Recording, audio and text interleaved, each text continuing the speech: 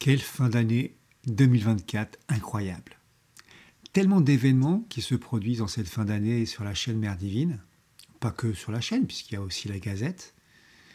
Yvon, Mazen, la carte, la Gazette du yoga intégral, enfin, c'est fou quoi.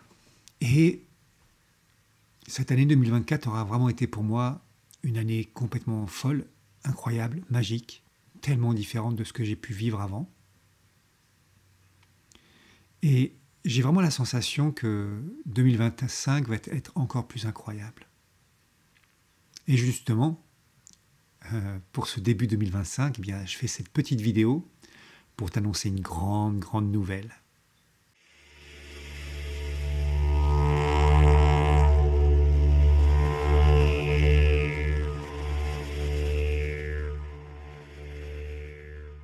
Comme tu le sais, le yoga intégral n'est pas du tout un yoga comme les autres.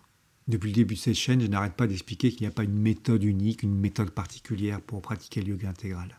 Alors, la question qui s'impose quand on débute, c'est mais comment je mets en place une pratique de ce yoga intégral? Par où je commence, quoi?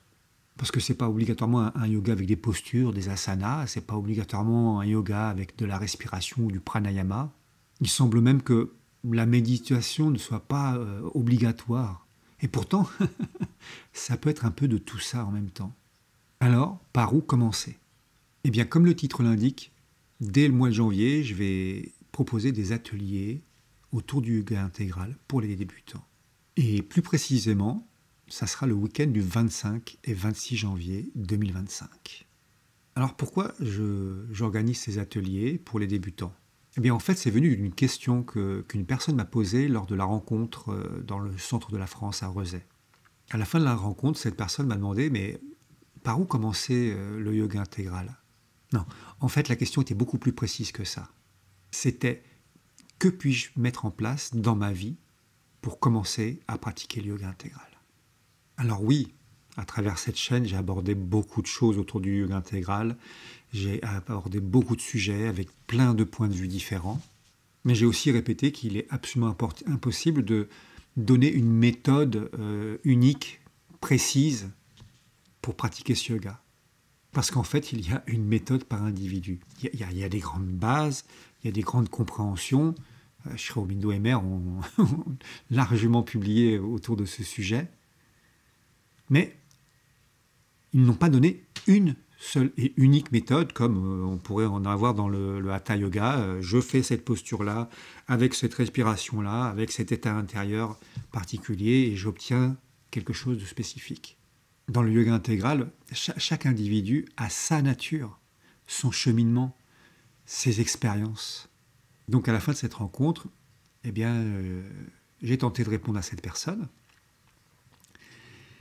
Et c'est là où je me suis rendu compte qu'il y avait un réel besoin, une réelle demande. Alors en rentrant, j'ai commencé à travailler un petit peu pour rédiger, on va dire, des bases qui permettent de commencer à travailler sur un atelier et proposer un atelier sur un week-end. Alors tu dois te dire, oui, expliquer le yoga intégral sur un week-end et accompagner les gens sur un week-end, ça paraît complètement improbable. D'autant que ce qui ressort du travail que j'ai effectué, c'est que c'est des ateliers qui vont concerner des gens qui débutent sur le chemin et qui ne savent pas trop comment organiser leur sadhana.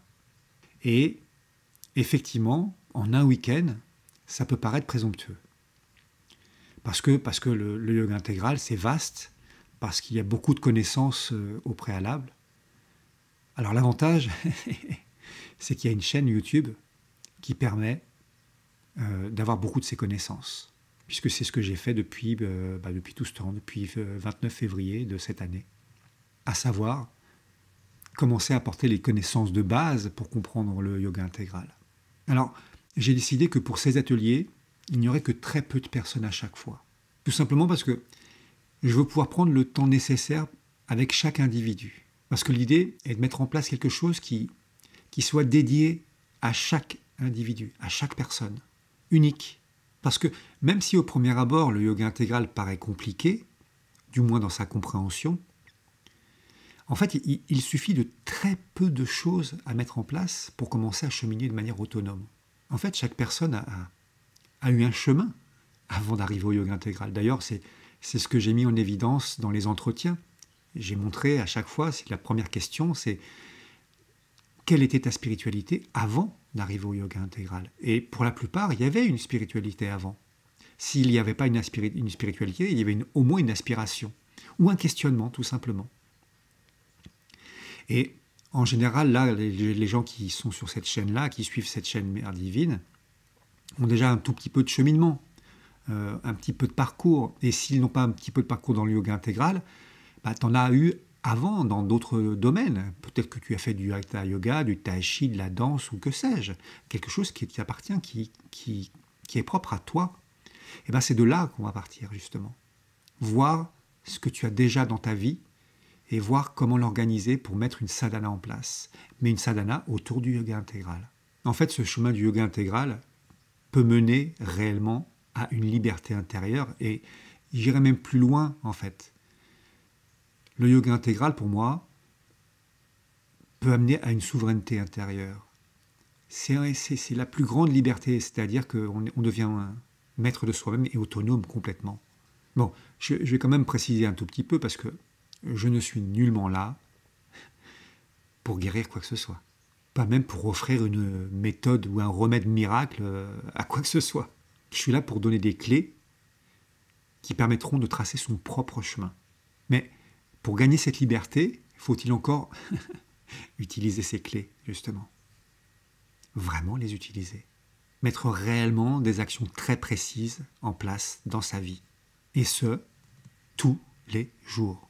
Persévérer et faire en sorte que ça tienne dans la durée. Parce qu'il n'y a pas de secret, hein. C'est quand on arrive à tenir dans la durée que les vrais changements commencent à apparaître. Et oui, tenir dans la durée. Tu sais parfaitement de quoi je parle. Parce que c'est justement ce qu'il y a de plus difficile.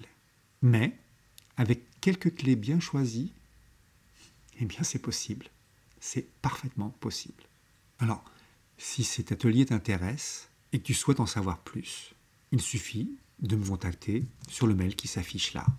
Je te communiquerai toutes les informations et je répondrai à toutes tes questions. En attendant, à très bientôt.